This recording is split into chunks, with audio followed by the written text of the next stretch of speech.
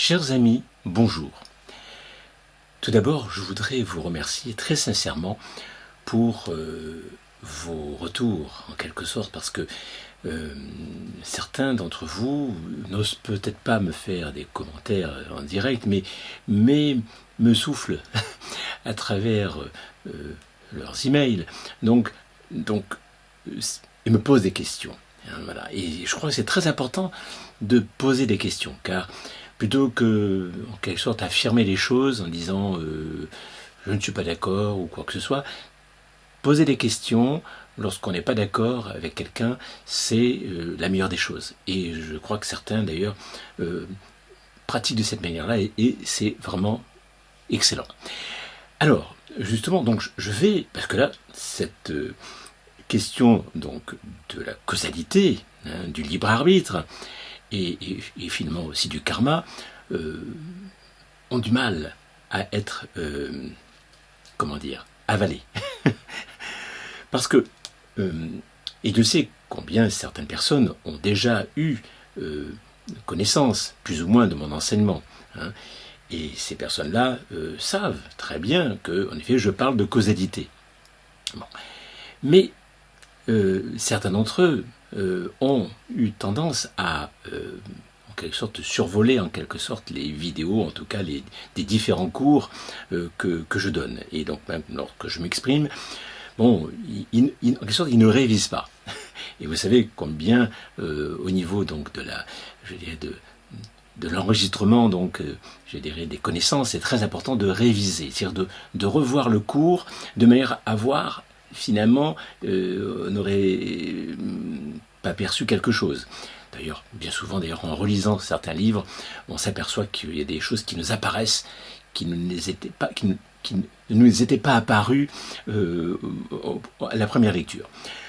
Et donc là, justement, je vais vous donner encore une autre formule, en quelque sorte, quelqu'un qui m'a justement toujours à ce même niveau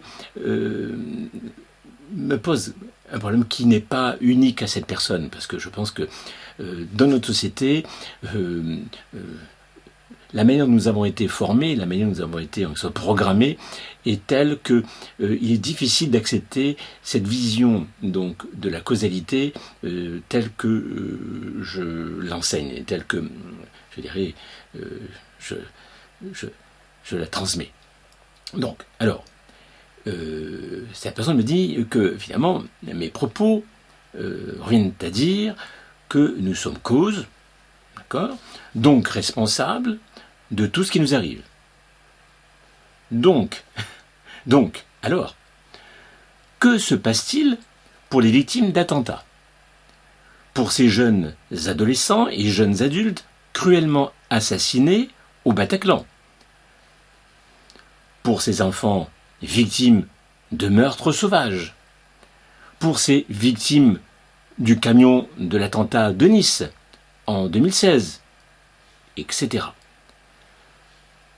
Et cette personne rajoute, va-t-on dire aux familles, c'est le karma?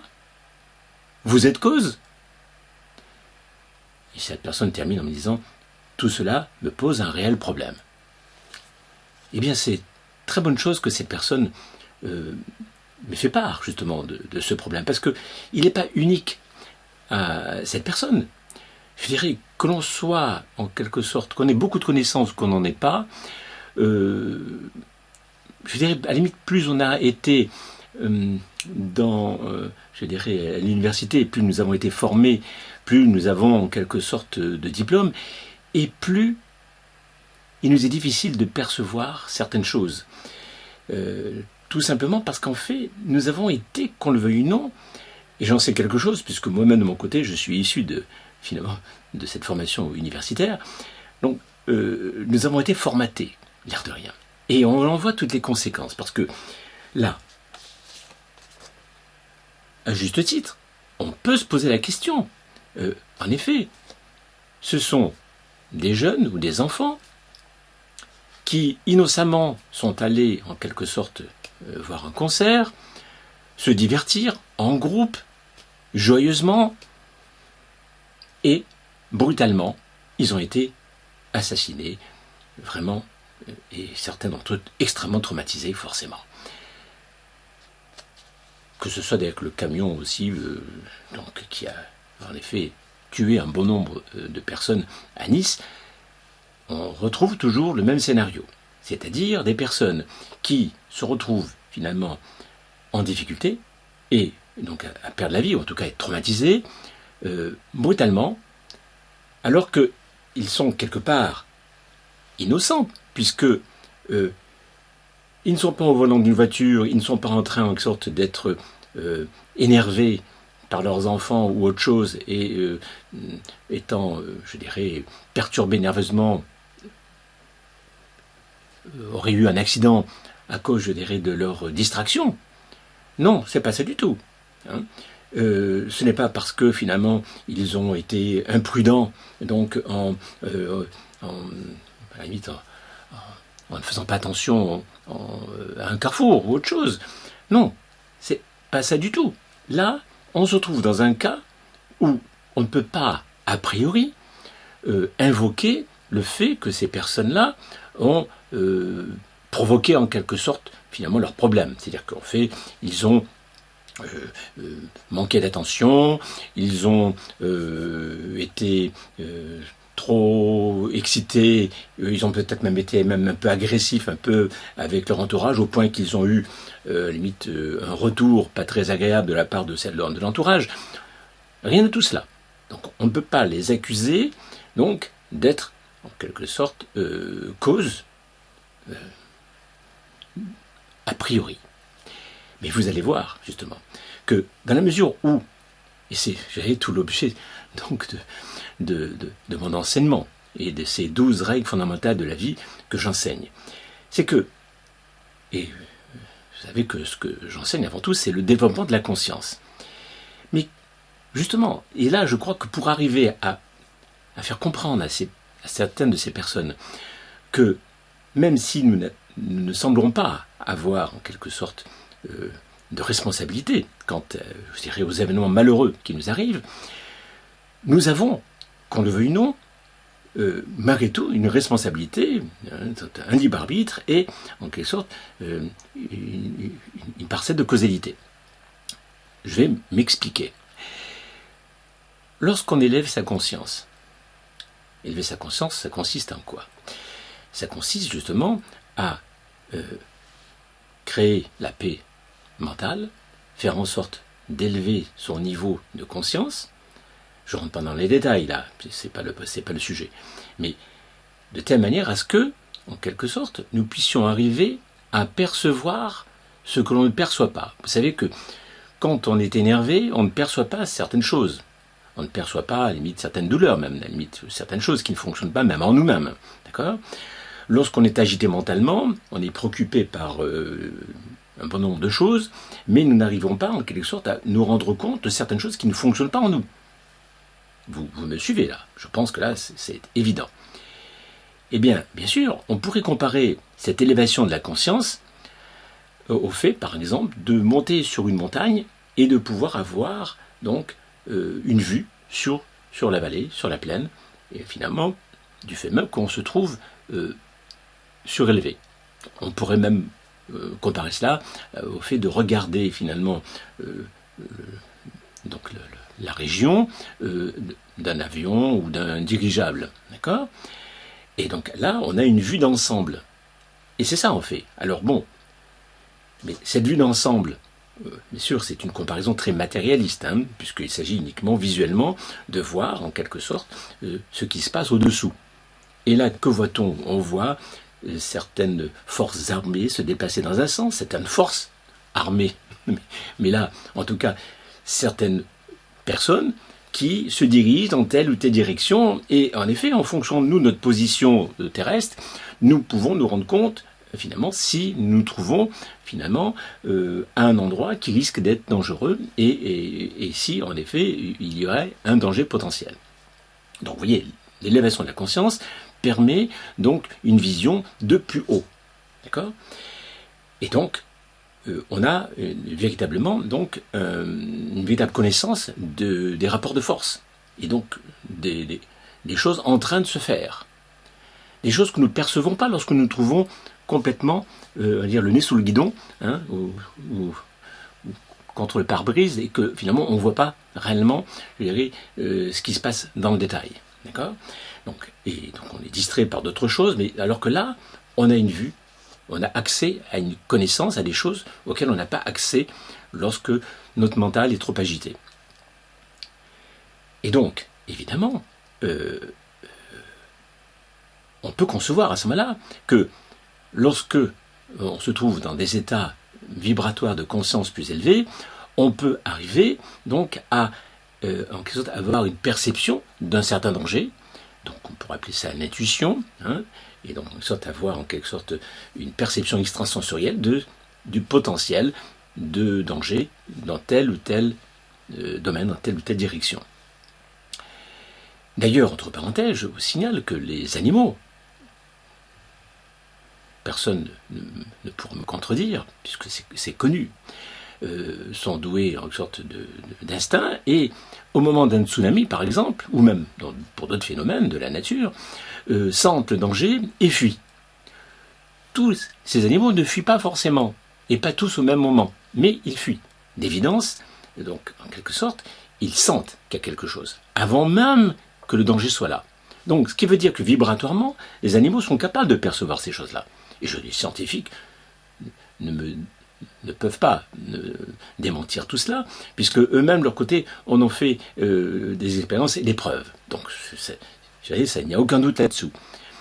La différence entre l'animal et l'être humain, c'est que l'être humain a bien sûr aussi ses dispositions de perception extrasensorielle et d'intuition, sauf qu'il n'en est pas conscient, pas toujours conscient, loin de là. Hein.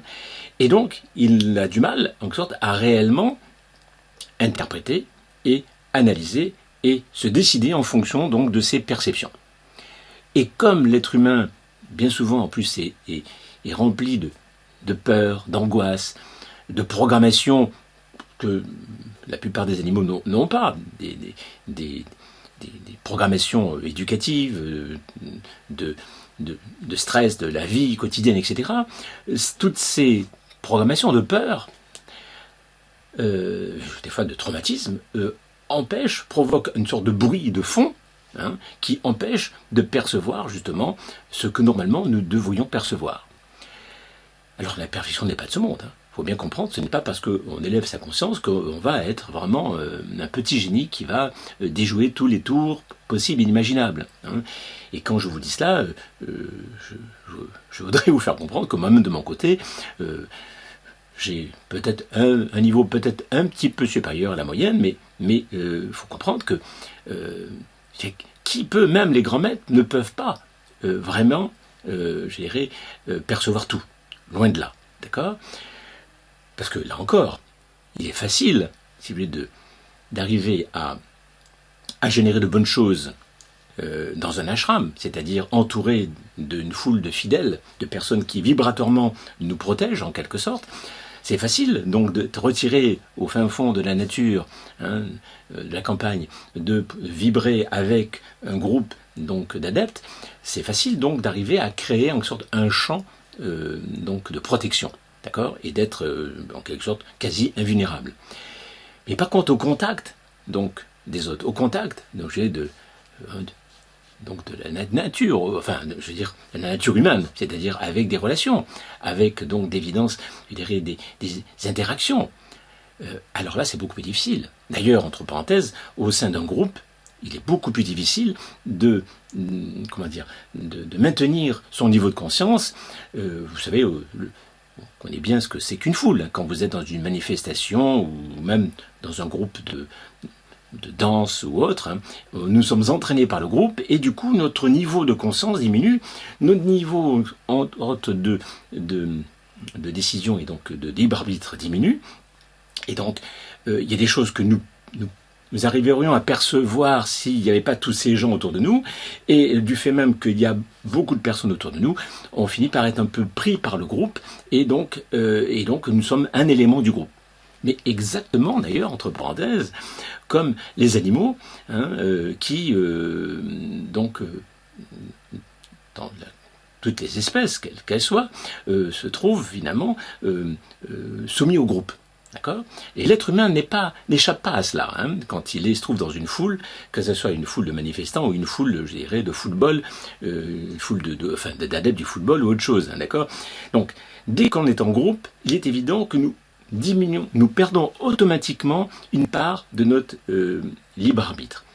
C'est pour ça que, de mon côté, j'ai toujours pris soin de ne jamais adhérer à quelque parti que ce soit, à quelque organisation quelle qu'elle soit. Peut-être quand j'étais tout jeune, mais ensuite je me suis en sorte bien démarqué de cela, non pas par individualisme et pas uniquement parce que je suis moi et que finalement les autres je m'en fous, quoi que ce soit, mais simplement parce que tout en étant sympathisant de certains groupes, tout en considérant que certaines personnes pensent de belles choses et donc j'adhère et je les soutiens, bien sûr, mais en restant malgré tout, je dirais, quelque part un peu en retrait, tout simplement pour maintenir mon niveau de conscience et c'est quelque chose de fondamental. Alors, pour revenir aux animaux, justement, les animaux, vous avez pu voir dans le ciel, les oiseaux par exemple, hein, vous les voyez hein, en train de voler en groupe. Là-dedans, tout d'un coup, alors qu'ils sont dans une certaine direction, tous ensemble, à un moment donné, hop, ils vont dans une autre direction. Tous ensemble, à la fraction de seconde, ils se sont donné le mot. Que s'est-il passé? Eh bien, tout simplement parce que quand un groupe d'individus ou un groupe d'animaux, un groupe d'oiseaux, enfin peu importe, hein, eh bien, prend forme, il y a une sorte d'égrégore, une sorte d'âme-groupe qui, justement, prend le relais de la conscience individuelle, hein, de chaque individu. C'est-à-dire que ces oiseaux-là, ils forment déjà, en général toujours, ils font en groupe, mais alors quand ils sont, je veux dire, en essaim, comme ça, quand ils sont en train de voler ensemble, eh bien, ils sont littéralement soumis à un autre niveau de conscience, à un autre niveau, en sorte c'est comme si ce groupe d'oiseaux former en sorte un organisme vivant, nouveau, constitué donc de parties, de parcelles. C'est comme nous sommes constitués d'une différentes parties, avec un corps, des bras, etc. Hein, et bien, quand ces oiseaux se déplacent, eh bien, en effet, ce n'est plus l'oiseau qui décide, c'est le groupe. Alors, bien sûr, certains peuvent très bien à un moment donné s'échapper du groupe, etc. Mais à 98%, enfin, quasiment la totalité, vous les voyez suivre. Donc, là, pour vous faire comprendre que, en effet, même au sein d'une espèce comme les oiseaux, eh bien, il y a une diminution de la liberté et du libre arbitre, donc, de l'individu, de l'oiseau, hein, quand il se trouve au sein d'un groupe. C'est automatiquement une diminution. C'est le groupe qui prend la main. Et concernant les foules, les manifestations, et concernant, je dirais les différentes réunions, comme celle, par exemple, du Bataclan, ou comme les personnes qui se trouvent dans la rue, par exemple, ils ne font pas groupe particulièrement, mais il y a un certain nombre de personnes ensemble. Et donc, du fait même qu'il y a pas mal de personnes, on est en quelque sorte vibratoirement un peu plus, je dirais, en interaction. Et donc, le niveau de conscience diminue. Et donc, fatalement, je dirais, à ce moment-là, on est beaucoup plus soumis au groupe qu'à notre libre arbitre individuel. Voilà. Donc, tout ça pour bien vous faire comprendre que plus on élève sa conscience, hein, et plus on arrive donc à percevoir finalement les dangers potentiels. D'accord ? Ça ne veut pas dire que nous allons tout percevoir et que nous allons être protégés à 100%, mais en tout cas, c'est des niveaux de protection plus ou moins importants. Voilà. Et même par rapport, je dirais, à notre potentiel, notre destinée, parce que nous avons un potentiel, donc un futur, en sorte qui est déjà plus ou moins, qui est déterminé, nous pouvons, n'oubliez pas ce que je disais dans mes précédentes vidéos concernant la mécanique quantique et les équations de la mécanique quantique, il faut comprendre que, en effet, à chaque fraction de seconde, à chaque fraction de temps, eh bien, nous pouvons, en quelque sorte, changer les choses. D'une manière infime, mais on peut changer. À chaque seconde, il y a quelque chose de nouveau qui peut se produire en fonction de notre état mental, en fonction de notre libre arbitre. Donc, malheureusement, pour ces pauvres jeunes qui ont perdu la vie de terribles circonstances donc, au Bataclan, et concernant aussi cette histoire avec ce camion à Nice, hein, et dans tant d'autres massacres malheureusement, on se retrouve quand même, qu'on le veuille ou non, qu'on soit en groupe, pas en groupe, donc bien sûr quand on est en groupe on est d'autant plus, je dirais, quelque part incommodé par le groupe. C'est que le groupe, en quelque sorte, nous empêche de percevoir tout de suite peut-être certaines... en fonction de l'endroit où on se trouve dans le groupe. Vous voyez, donc, vous comprenez, le groupe peut nous servir, il peut même nous protéger, mais il peut aussi nous desservir. Donc, vous voyez, c'est quand même c'est un peu plus complexe finalement dans la réalité, mais parce que c'est un rapport de force, c'est un rapport, c'est-à-dire que bien sûr au sein d'un groupe, si l'on peut arriver à garder un certain niveau de conscience, on peut à la fois se servir du groupe, parce que le groupe va pouvoir on va percevoir à travers le groupe qu'il y a à un certain endroit du groupe un problème, et que donc on va être les premiers à s'apercevoir qu'il faut fuir et qu'il y a un problème, ou peut-être à ce moment-là, si on n'a pas suffisamment élevé sa conscience, être le dernier à réagir. Donc, vous voyez, à tout moment, même dans ces moments terribles, il y a toujours une possibilité encore donc, de modifier notre destin, et donc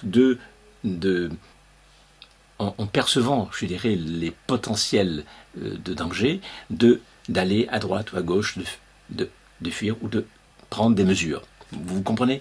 Donc, certes, c'est cruel, et c'est atroce ce qui leur est arrivé.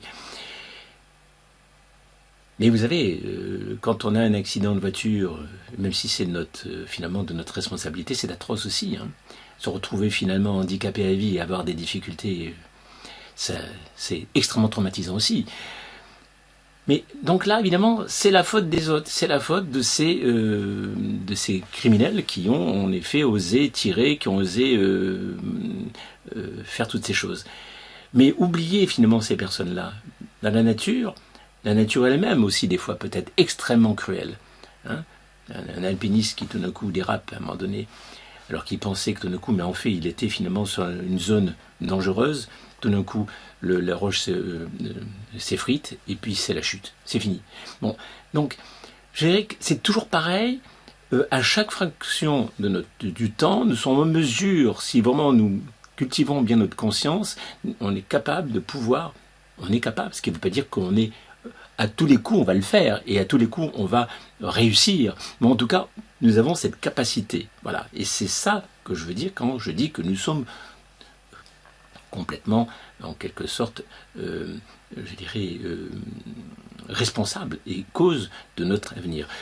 Complètement responsable, ça ne veut pas dire qu'on va tout faire et qu'on va être, je dis, comme Dieu, c'est-à-dire qu'on va absolument, il ne va rien nous arriver et qu'on va tout faire bien, mais simplement que, je dirais, la fatalité et le déterminisme complet est strictement impossible. Hein. Il est impossible, même du fait même à la limite des équations de la mécanique quantique. Donc, et le niveau individuel ensuite, plus ou moins, en fonction de notre niveau de conscience, nous sommes en mesure justement donc d'arriver donc à influencer notre futur, à le modifier, si des fois il était plutôt dans un sens un peu catastrophique, eh bien de le modifier et de l'améliorer. Donc voilà. Donc ça me paraît important de concevoir ça. Je regarde ce soir-ci. Oui, je pense avoir assez bien répondu, enfin, il me semble, hein, mais ça, n'hésitez pas à me poser des questions, à me dire qu'il y a quelque chose qui vous tracasse quand même malgré tout. Mais dans la mesure où vous faites intervenir cette notion de conscience et de niveau de conscience, que vous êtes en train de comprendre que plus vous vous élevez en conscience et plus vous êtes en mesure de distinguer finalement le potentiel d'avenir, votre potentiel d'avenir, c'est être capable aussi de voir un peu les potentiels dangers, etc. Vous êtes en mesure justement de les corriger, de dévier, et donc sorte d'optimiser en quelque sorte votre futur. Voilà. Hein. Mais si vous voulez, la moindre petite modification à chaque fraction de temps est déterminante. C'est pour ça que je dis que c'est complet, total. C'est-à-dire que votre futur ne pourra pas du tout être le même à chaque fraction de seconde. C'est-à-dire que ou vous vous soumettez à votre futur. Et à ce moment-là, de fraction de temps à fraction de temps, je dirais, votre futur va se concrétiser. Le futur potentiel, quel qu'il soit, il va finir par se concrétiser. Mais à chaque fraction de temps, vous avez la possibilité, donc, justement, de le modifier. Mais de le modifier de telle manière à ce que, réellement, ce qui était finalement prévu ne se produise pas du tout. Mais vraiment pas du tout. Donc, vous voyez, potentiellement, complètement, potentiellement. Bien sûr, chaque être humain, fait-il un travail sur lui-même suffisant? Élève-t-il sa conscience? Fait-il une véritable formation qui lui permette vraiment de rentrer en profondeur et d'arriver à se transformer? Et surtout, je dirais, de poursuivre ce travail. Parce que ce n'est pas parce qu'on va faire une formation comme celle au fondamental de la vie que nous allons être, je dirais, quelqu'un de parfait. Moi-même, de mon côté, je suis loin d'être parfait.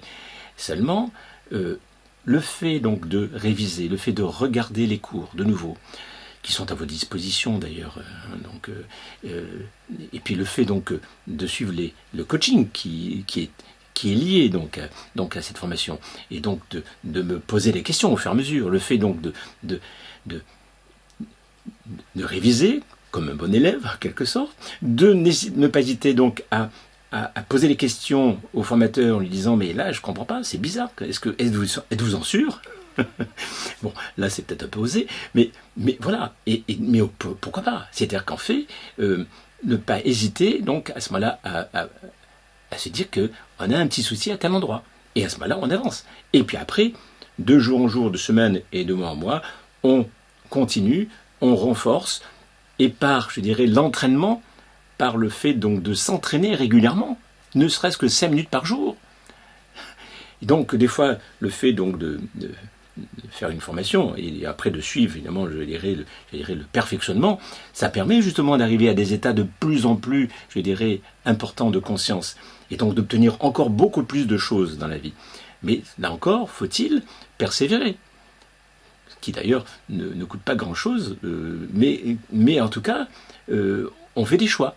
C'est bien souvent, beaucoup de personnes disent « Oh, je n'ai pas le temps », mais ils ont fait des choix. Ils ont fait le choix de ne pas réserver 5 minutes par jour pour finalement réviser, regarder, faire un petit peu de coaching et donc se remettre en question et donc avancer. Ils ont fait des choix. Voilà. Bon, mais qu'est-ce que c'est que 5 minutes, même 10 minutes? C'est rien tous les jours, quand on pense finalement au temps que l'on gage pour beaucoup de choses. Donc voilà, je pense que il n'est pas de fumée sans feu. Si nous voulons vraiment, en quelque sorte, être vraiment beaucoup plus dans un avenir radieux, et Dieu sait qu'en ce moment, on peut dire qu'on en a bien besoin, parce que globalement, au niveau collectif, on peut dire que la France est entraînée dans une déconstruction, dans un effondrement, c'est un effondrement de civilisation, qui est d'ailleurs, en plus, on peut le dire complètement provoqué par une bande de mafieux qui nous dirigent. Bon, mais là encore, bien sûr, on pourrait me dire, mais qu'est-ce qui vous prouve que c'est vrai, etc., etc. On peut. Mais là encore, il faut prendre le temps donc de s'informer. Il faut prendre le temps aussi d'élever sa conscience de manière à pouvoir justement arriver à percevoir quand certaines informations ne se recoupent pas et laquelle va être finalement valable. Mais quand on apprend un peu plus donc à vérifier les choses et à chercher toujours les preuves de tout ce que nous affirmons, de tout ce que nous disons et de ce que les autres disent, quand on a non pas l'esprit critique pour critiquer et pour condamner, mais simplement qu'on cherche toujours, par une ouverture d'esprit, il y a toujours en train donc de chercher un niveau de vérité plus important. Et bien, dans ce cas-là, en effet, nous trouvons à chaque fois de plus en plus dirigés vers de meilleures situations. Voilà. Et donc, on peut dire qu'à ce moment-là, on peut dire qu'on arrive à réussir sa vie. Ça ne veut pas dire forcément être un milliardaire ou quelqu'un de très riche, mais en tout cas, avec satisfaction de beaucoup de choses dans la vie, sans pour autant être parfait, mais en tout cas, voilà, être heureux de vivre, et donc être rempli de paix, d'amour et de bienveillance. Voilà, mais écoutez, je pense que avoir dit ce qu'il faut dire, hein, bon là maintenant, n'hésitez pas à me faire vos remarques. Alors, si vous avez apprécié ce que je viens de dire, n'hésitez pas à cliquer au-dessous de la vidéo hein, pour d'abord vous inscrire, enfin vous abonner, hein, parce que YouTube ne fait connaître mes vidéos que dans la mesure où, en effet, il y a des personnes qui cliquent pour dire qu'ils ont apprécié donc la vidéo et qui s'abonnent. Voilà, donc c'est comme ça que ça fonctionne. Ils ont des logiciels qui ensuite après vous préviennent. Cliquez sur la petite cloche. Il y a une petite cloche qui vous permet, quand vous abonnez, donc à ce que vraiment vous soyez prévenu quand je fais une nouvelle vidéo. Voilà. Et bien écoutez, il me reste maintenant à vous souhaiter plein de bonnes choses. Hein. Prenez bien soin de vous. Alors, vraiment, c'est très important, prendre bien soin de soi. Hein. Et je vous dis à bientôt. À bientôt. Au revoir.